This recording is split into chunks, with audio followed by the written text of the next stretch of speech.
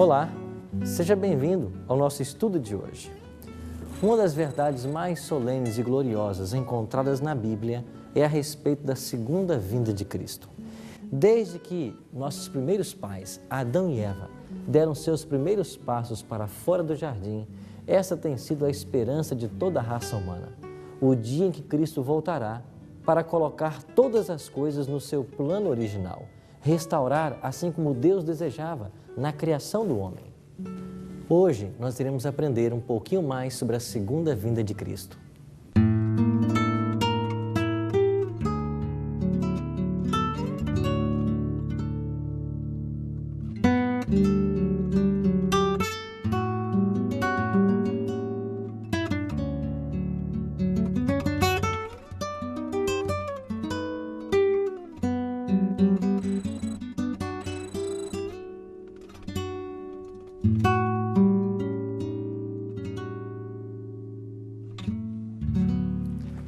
O tema da segunda vinda de Cristo é um dos temas mais abordados na Bíblia Sagrada.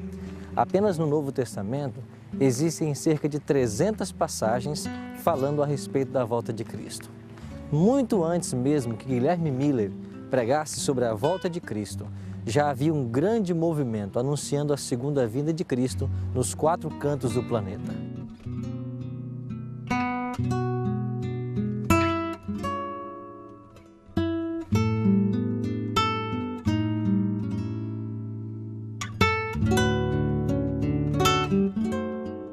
E esse local onde nós estamos, Elbury Park, tornou-se um ponto fundamental, porque a partir daqui os estudos influenciaram homens e mulheres a se posicionarem a respeito dessa verdade.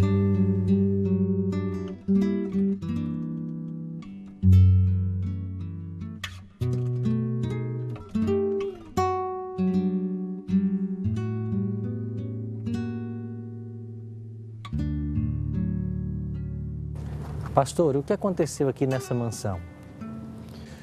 Este é indiscutivelmente um dos mais importantes lugares onde começou a ser estudada a questão da segunda vinda de Cristo em tempos modernos. Essa mansão pertenceu ao famoso Henry Drummond. Ele era um proprietário de muitas terras, portanto uma pessoa bem abastada. Além disso, ele era um banqueiro e também membro do próprio Parlamento Britânico. E no ano de 1826, ele convidou alguns eruditos para virem aqui e estudarem com ele, nesse lugar, as profecias bíblicas. Na biblioteca dessa mansão estavam presentes Edward Irving, que era um brilhante pregador e ministro em Londres. Sua igreja tinha cerca de 1000 membros ali que o escutavam. Além disso, o famoso Joseph Wolff, um dos grandes expoentes do estudo das profecias aqui nesse local. E aqui foram estudadas as profecias bíblicas. A programação durou 6 dias e começava cedo pela manhã com o estudo da Bíblia e oração. Depois, no segundo bloco, estudava-se o texto hebraico, aramaico e grego da Bíblia. E no final, na parte da noite, então, se tinha um período de reflexões de umas 3, 4 horas ainda, complementando o que havia sido estudado durante o dia. Tanto êxito teve essa primeira conferência profética que, durante o período entre 1826 e 1830, foram anualmente sendo realizadas outras conferências. É tão importante a influência desses homens aqui que a obra de Lacunza foi traduzida para o inglês e estudada aqui na biblioteca desse lugar. Além disso, Wolff saiu por vários países da África e outros lugares mais pregando a segunda vinda de Cristo. Eu pessoalmente estive certa ocasião em Haifa, em Israel, e visitei a sede mundial da fé Bahá'í. E eu perguntei à secretária que atendia ali, o que significa o ano de 1844 para vocês? E ela disse, é simples, foi o ano em que começou a restauração da verdade. E eu perguntei, e de onde vocês tiraram essas ideias? E então eles me disseram, aqui vieram pregadores mileritas e nos ensinaram essas verdades. Depois eu descobri que não eram mileritas, mas era Joseph Wolff, um dos grandes expoentes do estudo das profecias aqui nesse local. Portanto, isto aqui se tornou um grande centro de difusão de ideias sobre a segunda vinda de Cristo, que deveria ocorrer, segundo eles, na década de 1840.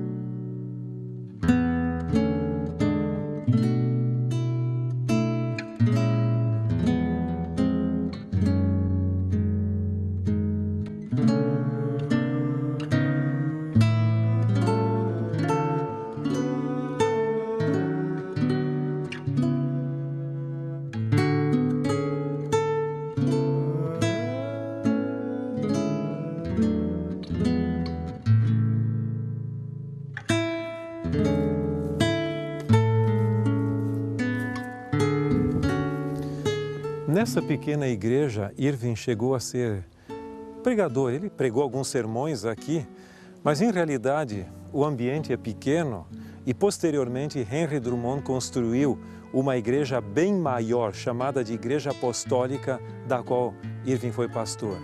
Pastor, que fatores contribuíram para o surgimento do grande movimento do Segundo Advento? Existem vários fatores. Um deles, obviamente, é o fato da Bíblia ser disponível para as pessoas. E na Bíblia nós temos inúmeros textos que falam a respeito da segunda vinda. Mas historicamente, talvez o mais importante componente ou evento que realmente desencadeou um interesse muito grande no estudo das profecias bíblicas foi o aprisionamento do Papa em 1798, ao término dos 1260 anos de supremacia papal. Quando os exércitos franceses, liderados pelo general Berthier, levaram o Papa para a prisão e ele saiu do Vaticano, muitas pessoas chegaram à conclusão que isso deveria ter um significado profético especial e começaram a estudar as profecias.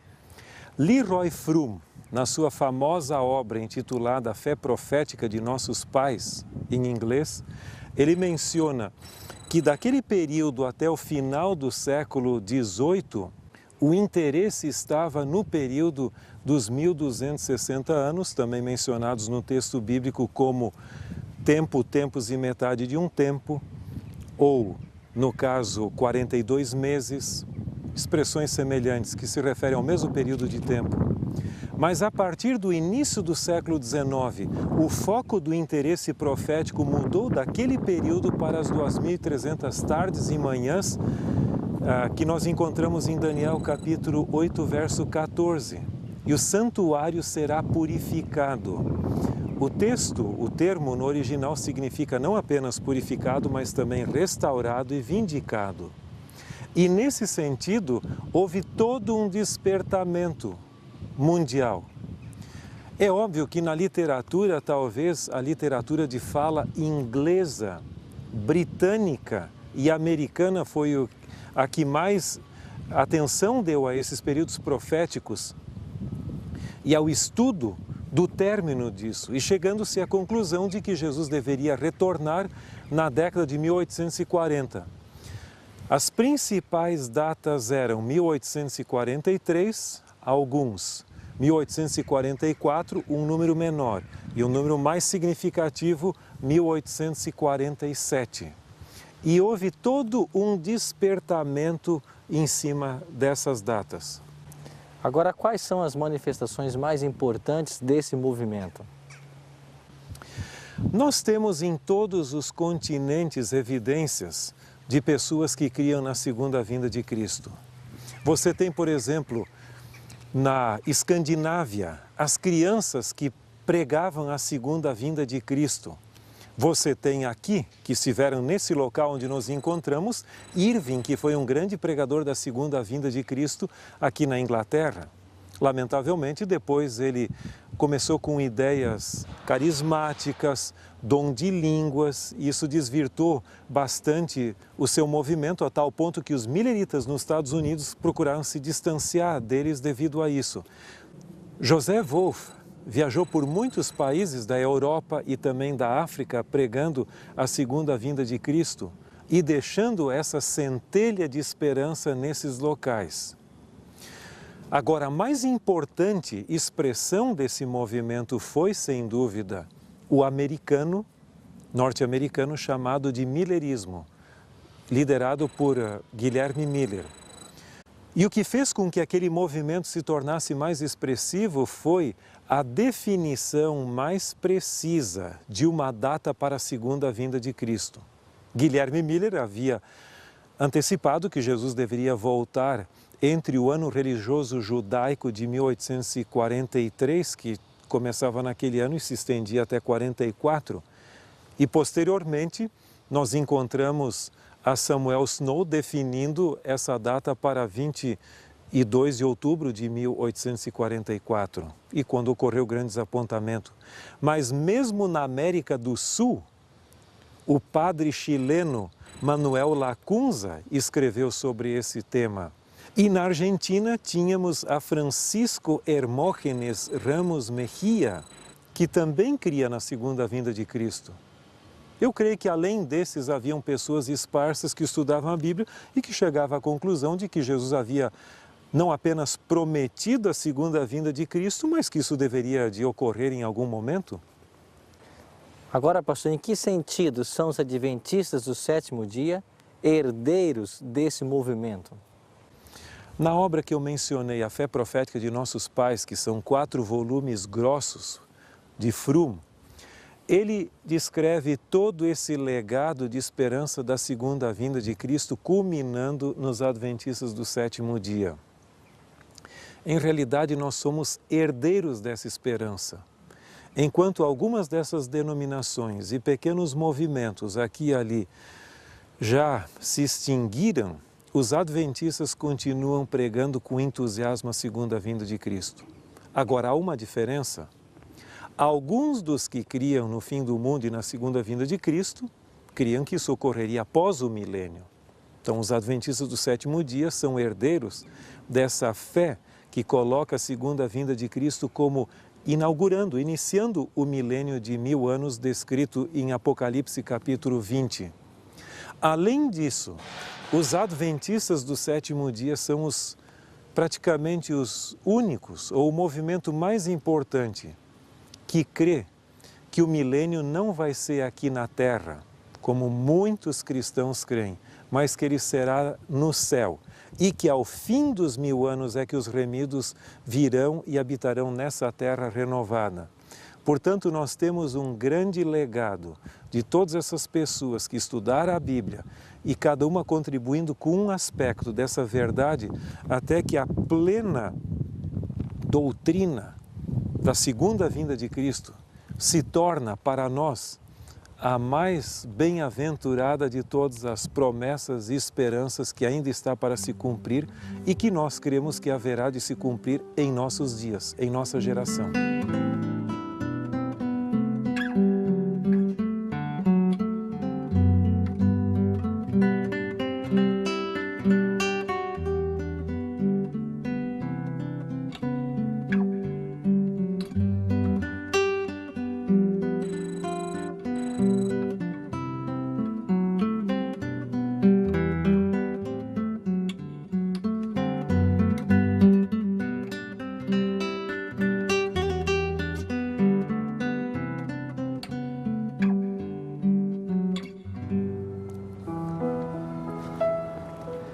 Estamos aqui no cemitério de Burham Fields, no centro de Londres, junto à sepultura de John Bunyan. Pastor, quem foi esse homem? John Bunyan era natural de Bedford, Inglaterra. Ele nasceu no ano de 1628 e faleceu em 1688. E ele se tornou um pregador, mas por não ter licença para pregar, ele acabou sendo preso no ano de 1660 E na prisão, ele escreveu alguns materiais interessantes, entre eles a sua famosa alegoria do O Peregrino. Esse livro foi traduzido para mais de 100 línguas e tem circulado amplamente no mundo cristão. Até mesmo Ellen White faz alusão a esse livro como sendo um clássico muito inspirador. Em realidade, através dessa alegoria de O Peregrino, ele descreve a caminhada do cristão desde a cidade da destruição até a cidade celestial, ou seja, o céu. E ao longo do caminho, o peregrino se defronta com pessoas e lugares que representam as virtudes cristãs e pessoas que o animam em sua caminhada ao céu, e também dificuldades e obstáculos e vícios que procuram desanimá-lo em sua caminhada cristã. A doutrina da segunda vinda de Cristo, de forma visível, literal e pessoal, tem sido obliterada por falsos ensinos que não têm o apoio da Bíblia. Entre estes está a crença no arrebatamento secreto.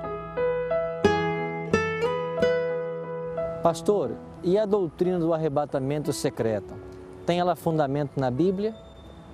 Os assim chamados dispensacionalistas, que dividem a história bíblica em várias dispensações diferentes e que creem no arrebatamento secreto, buscam justificar sua teoria em 1 Coríntios capítulo 15, verso 51, onde lemos: Eis que vos digo um mistério, nem todos dormiremos, mas transformados seremos todos. Para eles, o mistério seria de que haverá um arrebatamento secreto da igreja antes da segunda vinda de Cristo, para Cristo reinar em Jerusalém com os judeus. Mas você pode ler o texto bíblico e você não encontrará nenhum fundamento bíblico para essa ideia. Além disso, eles dizem que no cronômetro divino, as 70 semanas mencionadas em Daniel capítulo 9, continuaram até o término da 69ª semana. E então o cronômetro divino cessou e está desativado até hoje. E só vai começar quando o arrebatamento ocorrer, e depois do final daquela 70ª semana, Jesus vai voltar literalmente para reinar nesse mundo. O período das 70 semanas é um período completo, sem interrupção. Além disso, em nenhum lugar se fala de um arrebatamento anterior à segunda vinda de Cristo. O mistério é que nem todos vamos dormir, mas alguns serão transformados por ocasião da vinda de Cristo. Em outras palavras, quando Jesus despontar nas nuvens dos céus, os mortos ressuscitarão e os vivos serão transformados. Lógico que isso é um mistério, não é algo natural. Como alguém que está na sepultura e que já em estado de plena decomposição vai ressuscitar? E além disso, como alguém vivo vai ser transformado de um corpo mortal a um corpo de glória? Mas, biblicamente, o evento da segunda vinda de Cristo é um evento único. Ele é anterior ao milênio, ele é literal e é visível, porque em Apocalipse capítulo 1, verso 7 diz que eis que vem com as nuvens e todo olho verá. Os justos vivos, quer sejam eles judeus ou gentios, de todas as nações, serão levados para o céu. Durante o milênio, a terra permanecerá completamente desolada. Não vai haver uma segunda oportunidade de pregação do Evangelho aqui nesse mundo, ou as 3 mensagens angélicas de Apocalipse 14, ou seja o que for. Em realidade, a terra permanecerá desolada. E depois do milênio, os justos retornarão a esta terra e aqui será sua morada definitiva. Mas a ideia do arrebatamento secreto não tem qualquer fundamentação bíblica. Agora, pastor, entre o mundo em que nós vivemos e o céu que nós esperamos, existe o evento da volta de Cristo. O que a palavra de Deus nos ensina a respeito da segunda vinda de Cristo a essa terra? Nós temos muitos textos que falam de que Jesus haveria de voltar uma segunda vez. Nós encontramos, por exemplo, no Evangelho de João, capítulo 14, versos 1 a 3, a promessa clássica: não se turbe o vosso coração, credes em Deus e crede também em mim. Na casa de meu Pai há muitas moradas. Se não for assim, eu vou-lo teria dito, pois vou preparar-vos lugar. E quando eu for e vos preparar lugar, voltarei e vos receberei para mim mesmo, para que onde eu estou, estejais vós também. Então Jesus prometeu realmente que ele não se contentaria apenas em visitar esse mundo aqui, viver 33 anos aqui, deixar os seus ensinos, fazer o bem para as pessoas, mas ele gostaria de levar os seus filhos, aqueles que forem fiéis, também para uma pátria superior, uma pátria celestial. Nós estamos aqui nesse cemitério, com tantas sepulturas desgastadas já pelo tempo, e Jesus não veio. Mas essa promessa da segunda vinda, ela permanece tão latente, tão confortadora e tão real como quando foi proferida pelos próprios lábios de Cristo. Agora, pastor, por que o cristianismo se afastou tanto dessa doutrina ensinada na Bíblia? O maior problema para a crença na segunda vinda de Cristo é a teoria da imortalidade natural da alma. Até visitando as sepulturas, eu encontrei uma que dizia que o indivíduo descansou na bela ou bendita esperança da imortalidade. Só que, provavelmente, quem escreveu aquela lápide não tinha o conceito bíblico de imortalidade, mas o conceito grego, que coloca a imortalidade como natural. Até mesmo Platão, na sua obra A República, ele fala na imortalidade da alma. Então, muitas pessoas creem que a pessoa, quando morre, já vai para o céu ou para o inferno. Mas o texto bíblico diz que os mortos justos permanecerão na sepultura até a volta de Cristo. Agora, quão importante ou quão relevante é essa doutrina para os cristãos modernos? Nós temos em Mateus capítulo 24 e Lucas capítulo 21, e outros textos complementam, uma série de sinais que indicam a breve volta de Cristo. Nós temos sinais gerais, coisas que sempre ocorreram, como terremotos, guerras, rumores de guerras, fome, pestes, etc. E que, dada a sua intensificação, se tornariam sinais da segunda vinda de Cristo. Agora, nós temos também sinais especiais ou específicos, como, por exemplo, o grande terremoto, que nós cremos que se cumpriu com o terremoto de Lisboa. Nós temos também evidências do escurecimento do Sol e da Lua, que ocorreram na Nova Inglaterra, e você tem a queda das estrelas. Tudo isso são coisas do passado e que apontavam para o tempo do fim. Se estudarmos atentamente esses sinais descritos aqui, no contexto do mundo em que vivemos, nós chegamos à conclusão que estamos vivendo num momento muito solene da história humana e que, cremos nós, esse glorioso evento da segunda vinda de Cristo há de ocorrer em nossos dias. Muitos queriam ter visto ao longo da história humana o que nós estamos vendo. E nós estamos vendo o cumprimento literal de todos esses sinais. Precisamos ainda aguardar a finalização da pregação do Evangelho, mas creio eu que isso ocorrerá de maneira sobrenatural, com a intervenção divina, usando instrumentalidades humanas que serão realmente capacitadas pelo Espírito Santo. A igreja terá um reavivamento, mas creio eu que o mundo já está preparado para os eventos finais. Agora depende do nosso envolvimento. Agora, esperamos, acho que você e eu e todos os demais, que esse glorioso evento finalmente ocorra em nossa geração. E que maravilha vai ser quando Jesus despontar nas nuvens dos céus e nossos próprios olhos puderem ver a Jesus vindo com poder e glória para a salvação eterna de todos nós.